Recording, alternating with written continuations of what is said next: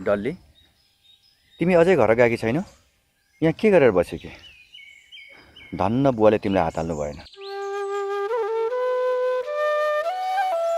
गल्ती मेरै हो, मैले गर्दा तिमीले समेत गाली खानु पर्यो। सरी। सरी भनिराख्नु पर्दैन। गल्ती तिम्रो मात्र होइन, मेरो पनि छ। अनि तिमीलाई यस्तो अवस्थामा एक्लै छोडेर म कसरी जान सक्छु? तिमी आफै भन त। छाड्देऊ यी सब कुराहरू। हाम्रो समाज अझै पनि परिवर्तन भएको छैन। तर म जुनसुकै हालतमा भए पनि तिमीलाई पाउन आफ्नो ज्यान दिन तयार छु। अशुभ नबोल। माया पाउनको लागि समाजमा मरेर होइन, डटेर लागि पर्नुपर्छ। कपटी र स्वार्थी समाजको अन्धो आँखालाई चिरफार गरेर देखाउनु पर्छ। ठिक भन्यो डल्ली, तिमीले आया हिँड घर जाऊ। म पनि तिम्रो घर हुँदै घर जान्छु। अब घरमा पुगेर कति पुरानो सुन्नुपर्ने। हिँड जाऊ।